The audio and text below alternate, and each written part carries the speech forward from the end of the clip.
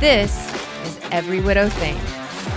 So we have a guest with us today. His name is Jeff. He is a widower here in Austin, and this season, we're just focusing more on personal stories because we know you guys really want to hear how other people have survived or how they are surviving. So thank you, Jeff, for being here today. Oh, well, thanks for having me. We're really long-time listener. Long-time listener, first-time guest. Yes.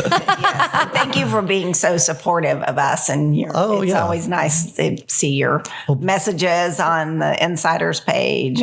Well, I think you guys have done a great job, and I think it's important. So yes, it is. So let's get right down to it. Your lovely wife, Mona, yes. She passed away in 2019. That's correct. And your daughter was 9 at the time? 10 at the time. 10, yeah. First of all, share a little bit about Mona. I know you guys met on a blind date. We met in Seattle. So I grew up in Georgia. Mona grew up in Florida. And then we're both physicians. We both went to college. I stayed in Georgia and went to medical school, and then stayed there for my residency as well. And then after I did an OBGYN residency, and then afterwards I was looking to do some extra training dealing with high risk pregnancies kind of thing. Wow. And so I found a position out at University of Washington in Seattle, which was quite a change from Georgia, but I moved out there in 2001. About 2 years later, Mona had been doing her training in the Bay Area. And then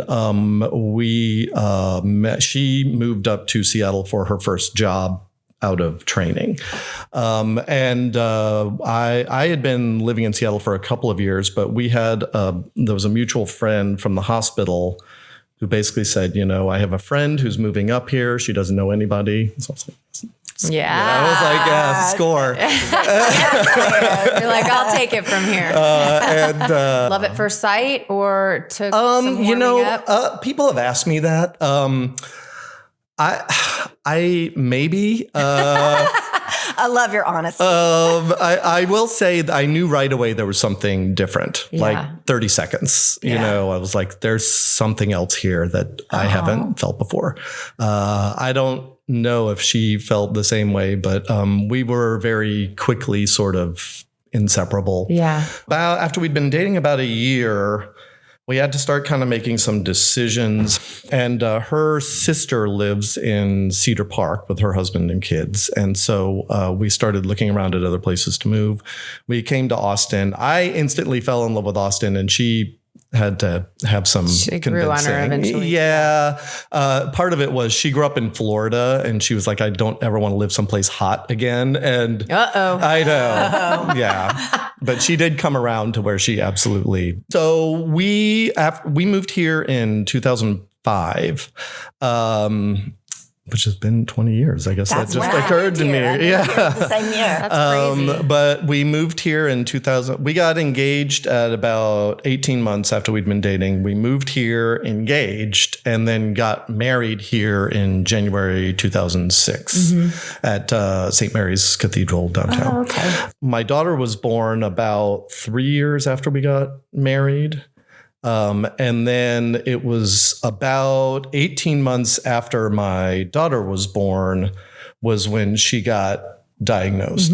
And what happened was we were just living our lives, enjoying our daughter, working and stuff. We were trying to have another baby, basically, and it wasn't going as easily. And so went to get some tests done. Some labs were off, and then further tests kind of uncovered what was going on. And what was the name of the cancer? It's a rare kind of cancer. It's called a liposarcoma. Sarcomas are a particular kind of cancer, but a liposarcoma is technically a tumor of fat cells. And it doesn't, people, when I say that, people immediately think, oh, it happens in like overweight people, but it's actually not the case. In her case, it was the fat around her kidney, so whatever happened, and developed this tumor. And the problem is the only way to treat it is really is surgery, and it's slow growing and it always comes back.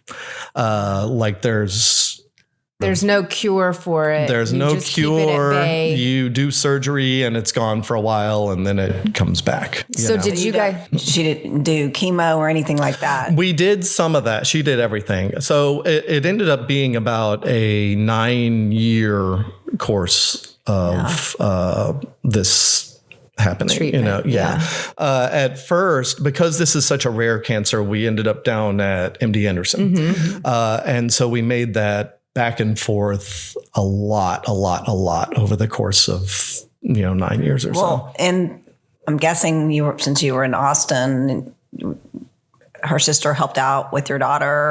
There was that. I'm an only child, and my parents moved here shortly after this happened, and they were helping out. Her sister, her mom moved here after a little bit too. So we had lots of family support.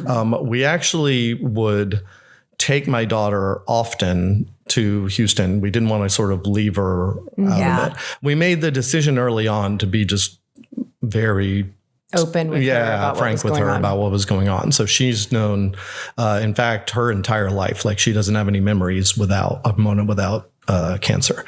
It sort of fell into this pattern where there was like a big surgery every 2 years or so. And in between, was she feeling somewhat herself and having her quality of life was good? Yeah, off and on most of the time.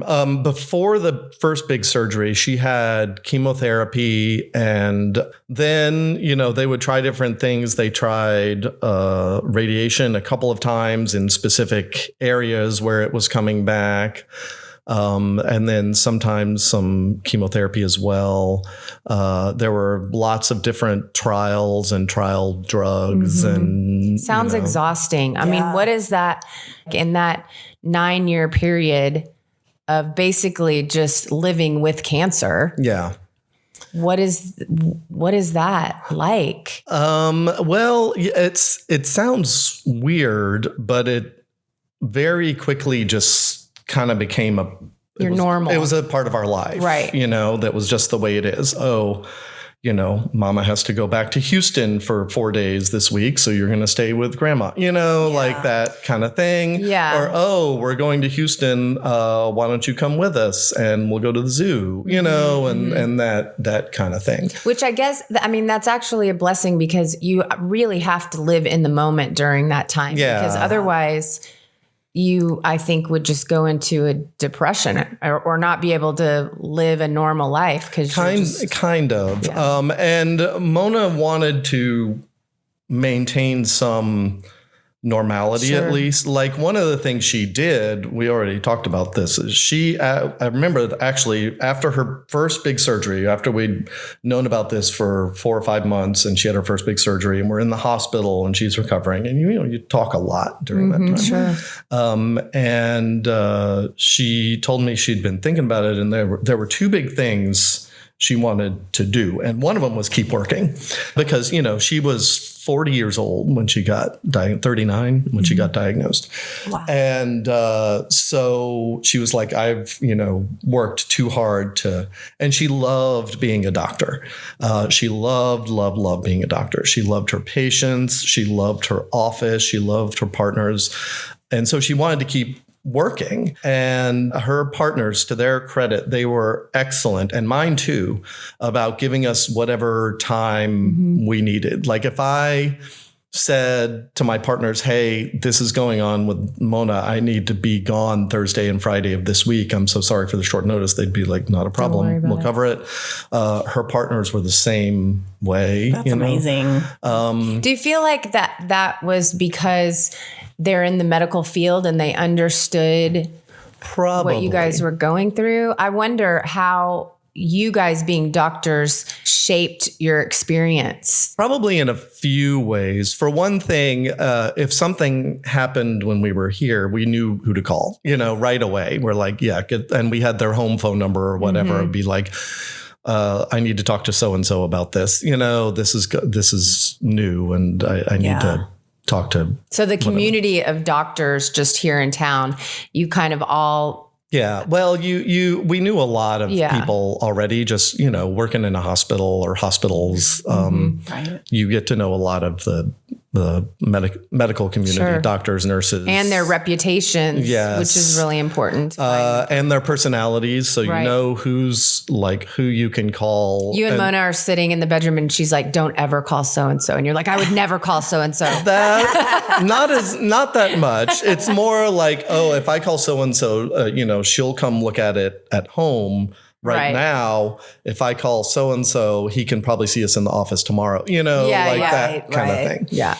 And the other thing was, honestly, we felt completely and fully informed about every decision. Like test results would come back. We knew right away what that meant. Genetic testing. Okay. We knew what that meant. Right.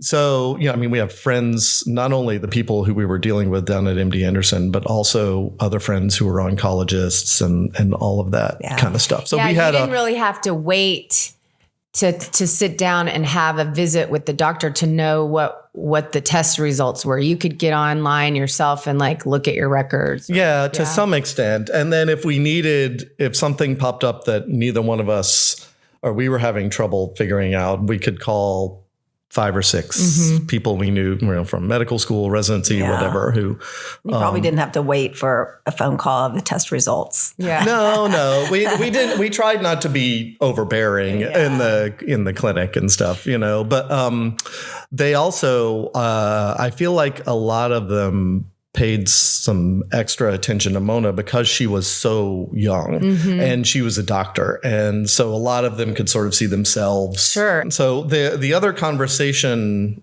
we had in that, again, after that first surgery, was about traveling.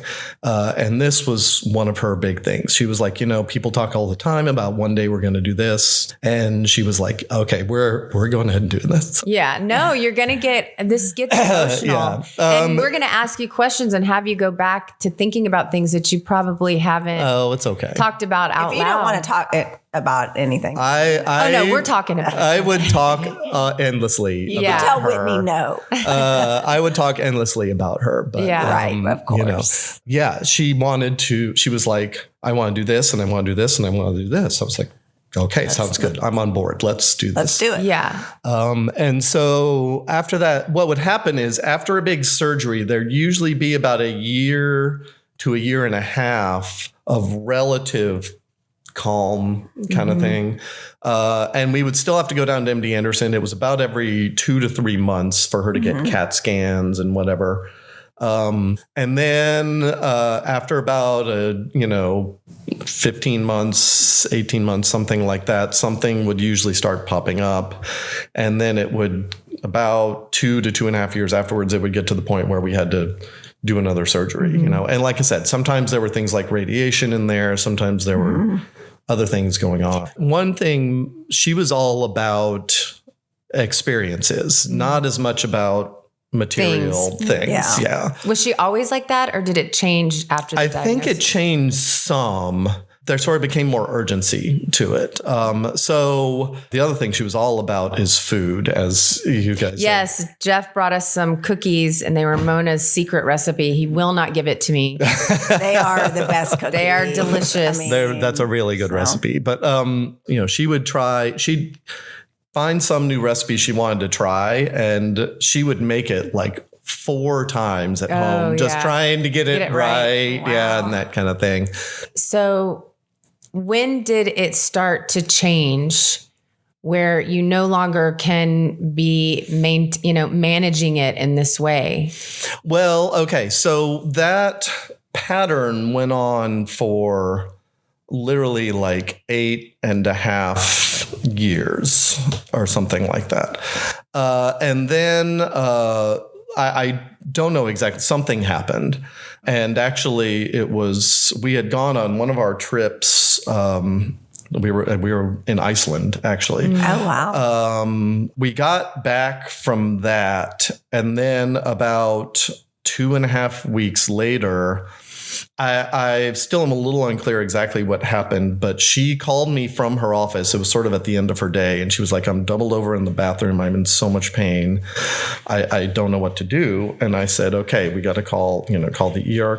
She called the ER here, told them what was going on. It was someone she knew who she got on the phone at the ER.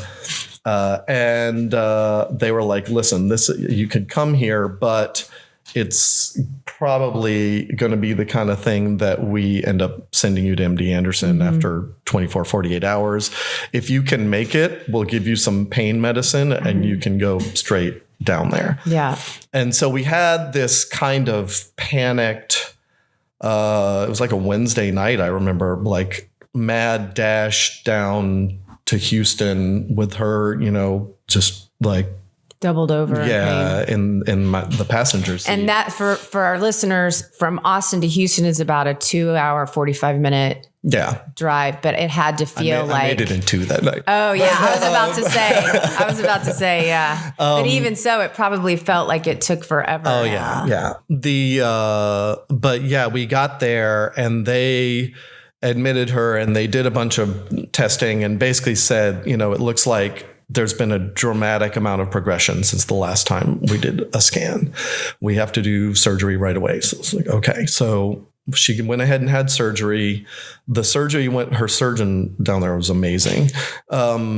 She did okay after the surgery, but then a few days later had a complication, ended up having to have surgery again. And I know what happened there, and it wasn't because of the surgery. It was because the cancer was progressing so fast. It had already kind of grown back. And was that typical at a certain point with that type of cancer? Because you said it was slow growing. Yeah, it was not always typical, but it had been sort of, it's been reported. It's been seen before. Like the people there were like, yes, we've seen this happen. We were down there for about 5 weeks. About a week and a half of that, she was in the ICU.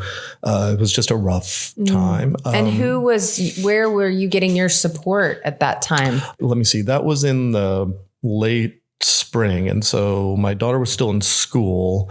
And so I called my parents right away and they got her. And so they were watching her and they actually brought her down to Houston a couple of times on weekends to see Mona and stuff.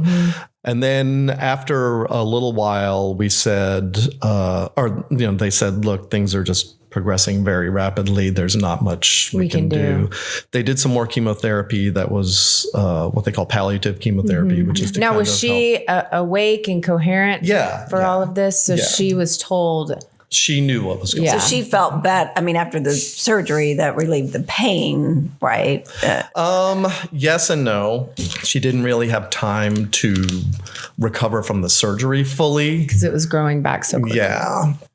And so from there, that all happened in like April, and then she passed away in July. There was just nothing more. So it was just a few months. Yeah. From at that what time. point did you how long did you stay in Houston at MD Anderson? We were down there about 5 weeks until she was stable enough to come home. And I knew I could take care of stuff that she needed at home and stuff. So I think they maybe let us go a little earlier than they otherwise would have. But yeah, so at that point, did y'all just know there's nothing else you can do? Let's go home. And she wanted it. She didn't want to be in Houston. Yeah. Did you guys utilize hospice? Yes. Yeah. In fact, is it okay if I give some publicity to some of these places? Yeah, 100%. Hospice Austin is amazing. She was at home for several weeks, and then her mother moved in with us to help out too.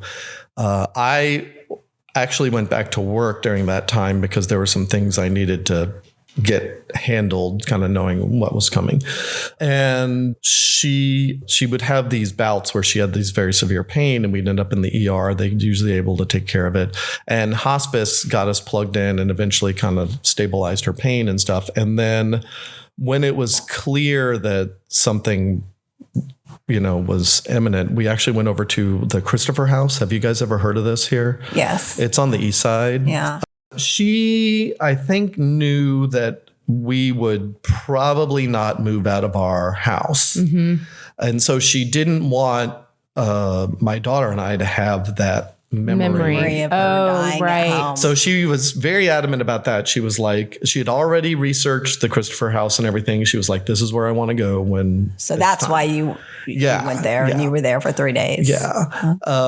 And she also wanted Julia to be there at the end. That was another thing we talked about.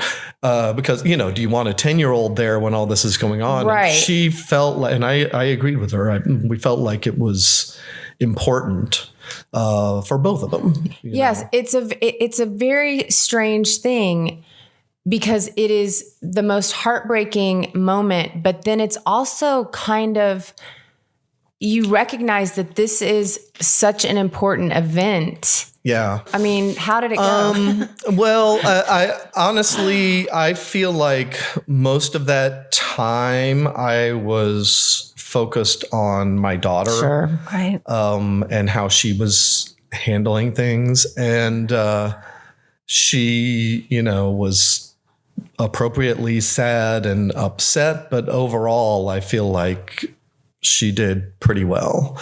But we had both agreed we wanted her to, we felt like if she wasn't there, she would always wonder in her mind, like, did you talk to her about it? I mean, we did actually. I mean, she's as much as you can talk to like an 8 or 9-year-old about it, Yeah.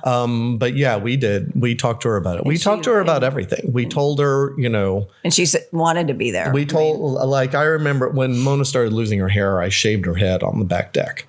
And my daughter was like terrified. She was like, what's happening? And we had to explain all that to her and that kind of thing. We tried to be as upfront about everything. She learned a lot at a young age. Yeah, about a lot of this stuff. She got very comfortable with MD Anderson.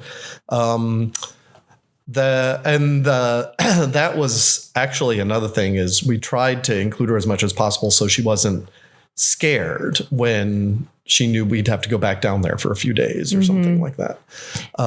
So she knew her way around that place. She knew where the kids areas were. She knew where the closest She'd bathroom go in and be like, hi, Bob. Yeah. Hey, Nancy. It was almost like that. Yeah. Like there's, if you've ever had to go to MD Anderson, there's a hotel that they have that adjoins it, that they do a fantastic job. And the staff of that hotel was there the entire time. Like, I don't think they ever turned over staff, and they basically watched her grow up. They knew her as soon as she came in.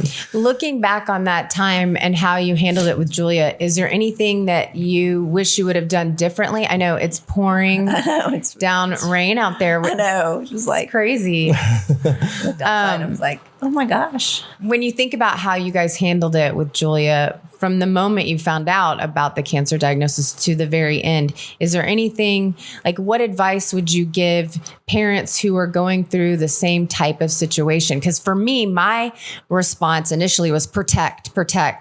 And I didn't have a lot of time. It was just a couple of days. I was that way too. I think everyone, when you're dealing with that kind of thing, you have to come to your own decision about it. It's one of those things I think every family has to come to.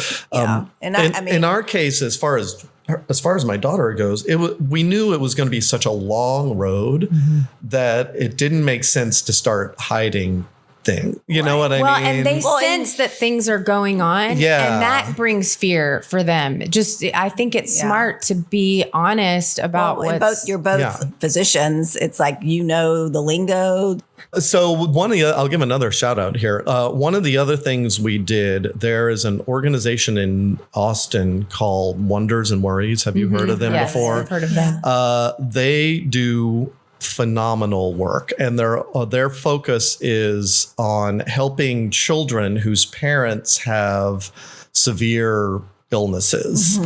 Because of the nature of it, they tend to be on the more severe side, and probably 90% of what they do is cancer related, although there are other things. And they actually have a program that they bring the kids in and they put them through. It's sort of like a child therapy program, depending on the ages.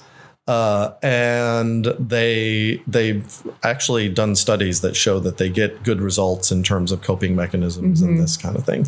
We had her do that about, I don't know why, actually, we'd held off on it for a while. We knew about it the whole time, but we had her do it about 6 months before things got significantly worse.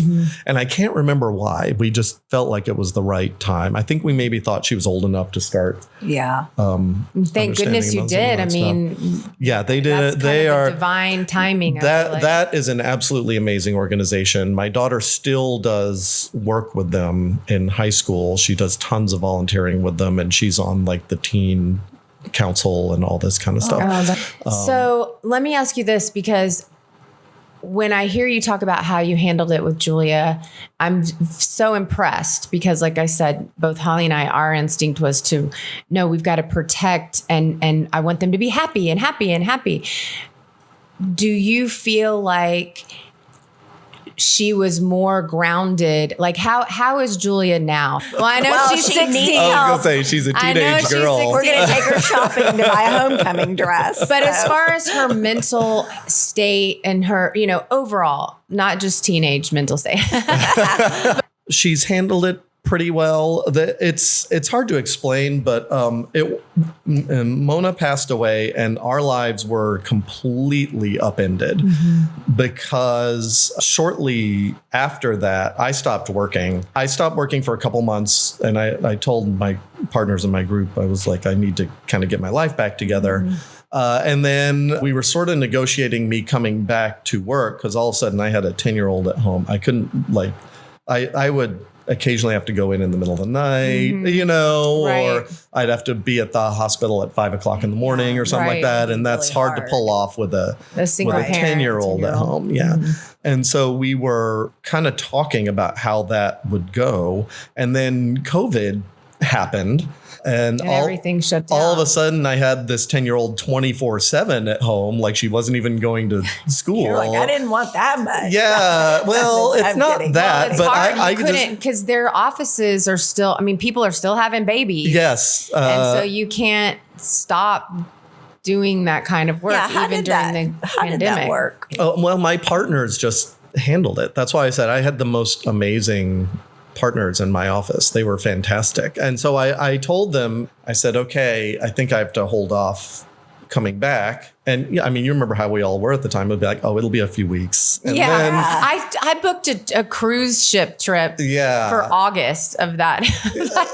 Everything shut down in March. And I'm like, it'll be done with by then. Yeah. Well, we all kind of thought we had no idea. And then got a damn good deal on that cruise. And then it went, it just went on and on and on. And I was like, well, I after 2 years later, I was like, well, I guess I'll figure something else out. Medicine too. It's one of those things that once you step away from it for a little bit, you just kind of start thinking, is there other stuff I want to do? So you were able to financially still support even if you retired. Yes. From your and part of that was we had so long to plan for that eventuality. Like I said, it was just a complete upending of our lives. Talk to me about that first year with you and Julia. You said she did have some therapy. You also, when we were talking, you mentioned Flatwater Foundation. Yes. Have you ever heard of them? Not until you said something about them.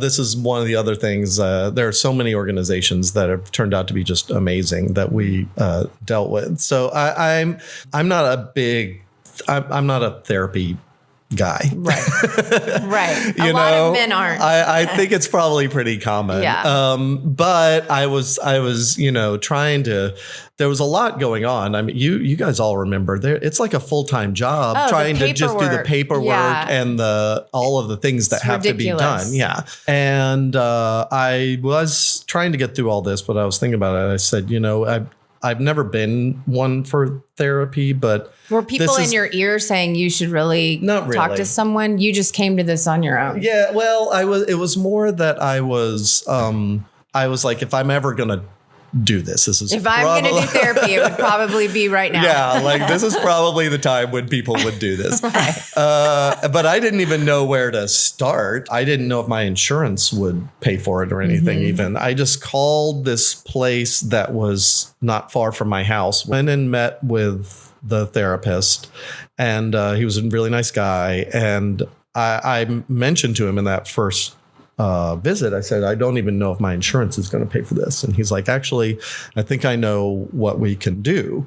And he contacted this organization called the Flatwater Foundation in Austin. And they strictly deal with people who have lost a close family member from cancer, and they pay for they help pay for therapy or mental health care and that kind of thing. And they were phenomenal. He said, I'm going to, put you in touch with them. I got a call from one of them. I had to fill out a form, and that was it. And is it strictly Texas based, or do they as far as I know, they're only in Austin, but they have been growing quite a bit. I don't know if they've expanded anymore in the past couple of years. It's such a great resource because it's overwhelming. They were amazing. I never saw a bill. To this day, I still don't know how much therapy costs. How much therapy did you have? I went for about 6 months, and then again, COVID happened. Right. And how is Julia you have this huge change with your mom dying. Yeah. And then you've got the pandemic. Was she in therapy?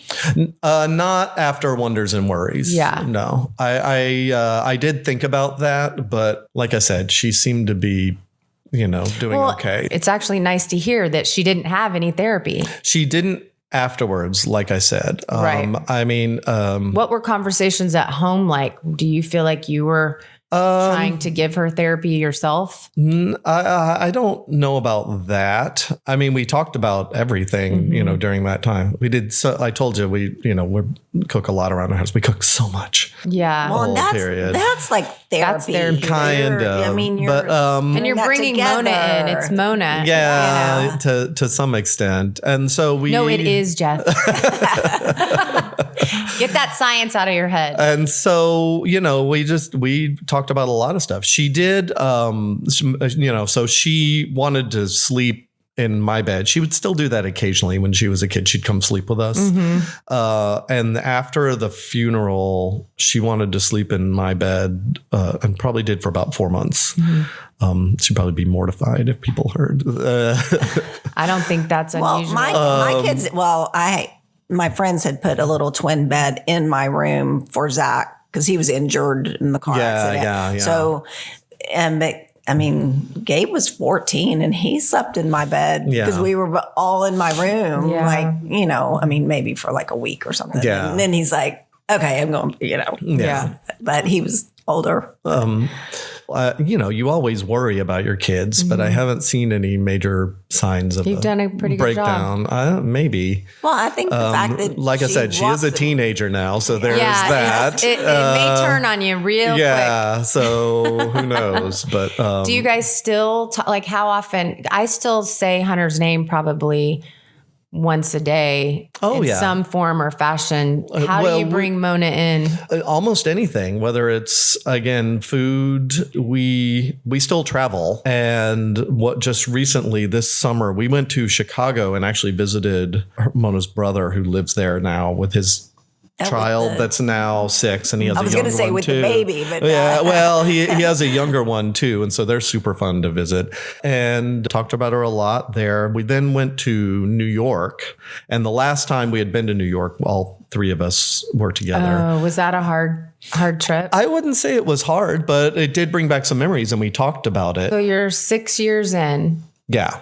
Yeah. And when does grief show up for you now, or does it? Oh, any time. Yeah. Small things, big things, Yeah. I don't find the holidays that bad. I know everyone says the holidays are so tough and stuff like that, but everything gets so crazy busy around the holidays.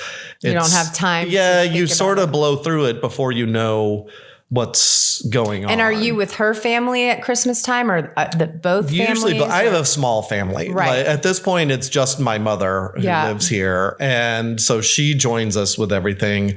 And then, we spend a lot of time with Mona's family too. And what hits me more than anything is milestones. Like, when she first went to high school, I took her to her first dance. And there was all the like worry and stress and the dress stuff and around the that, flowers and the date, like that. That was a lot. That was a tough day to be doing this on your own. And then other things too. Last year it was teaching her how to drive. Like I remember Julia climbing into the driver's seat for the first time, and I was like, oh my God, this is sorry. Yeah, no, it's tough. Those are the moments when you're like, they should be here. They're missing this. Or in my mind, a lot of times I'll be like, he would be handling it a lot better than I'm not the one that should be dealing with it. Yeah. It's like, this is a dad job. Yeah. I'm sure there's some of that. Yeah. Like, she'll come to me with high school homework. She'll come and be like, hey, what do you know about AP chemistry?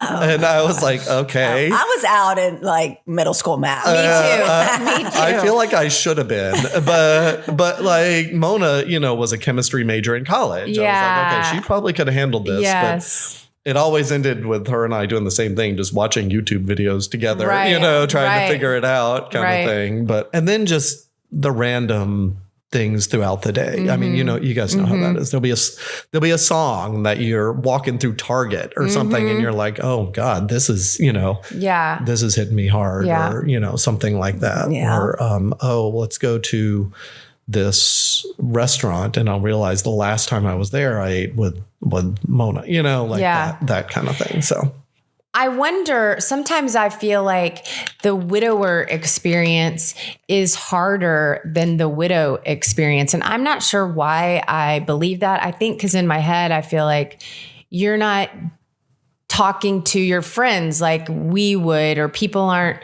wanting to talk to you emotionally like they do with women. I don't know. Maybe.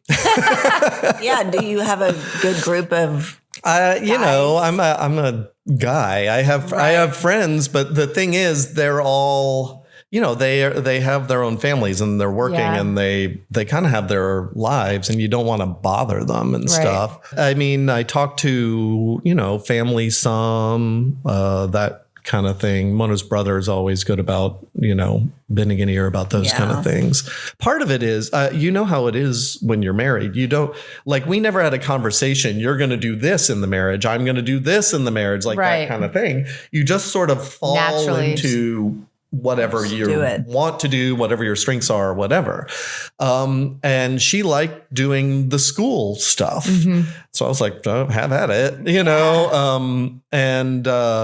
so then when, after she was gone, I was a little bit lost as to, what, to do about the school.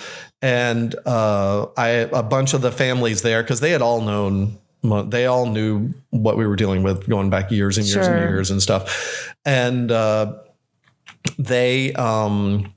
they would, in particular, there were 2 or 3 of them that would be like, hey, they would just text me out of the blue and be like, hey, just so you know, this form is due by Friday if she wants to do this, or don't know if they give you a little extra. Yeah, they would help me out a lot in that respect. They'd be like, I don't know if you saw, but there's this meeting tomorrow, like nice. That kind of thing. Yeah. So they were tremendously helpful, still are actually.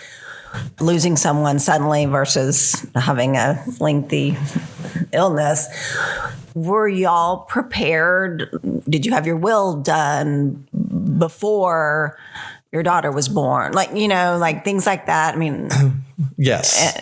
The answer is basically yes, because you remember we were talking about how you kind of fall into these roles in the marriage. That was my thing. Actually, as soon as my daughter was born, I started kind of putting things in place. And so we went ahead and got wills and set up all the legal stuff.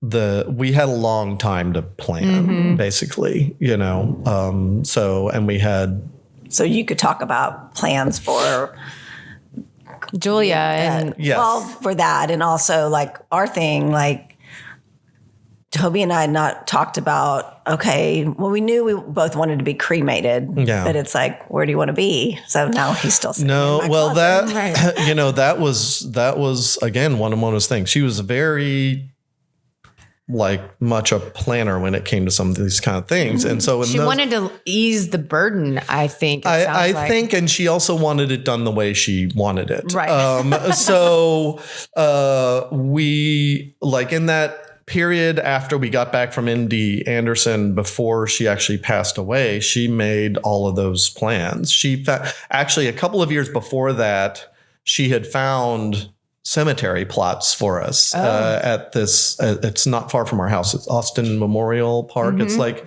when you're driving a Mopac, it's right there on the road. Yeah. But they were having a 3-for-1 deal, and so she was like, "Hey." Oh my God.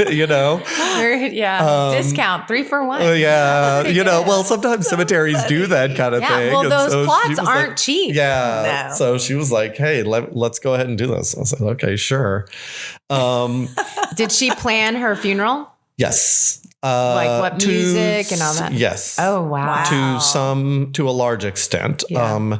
She went to funeral homes and looked around. Wow. When she came back, I would think that would be so depressing for her. Did she come back sad, or was she just taskmaster? She was just, I think part of it was she was trying to keep herself occupied. She didn't want to be just shut in the house, waiting. She could still move around, and this kind of thing. And again, trying to help us because she knew what was coming. And did she line up some dates for you for after she was? Oh no.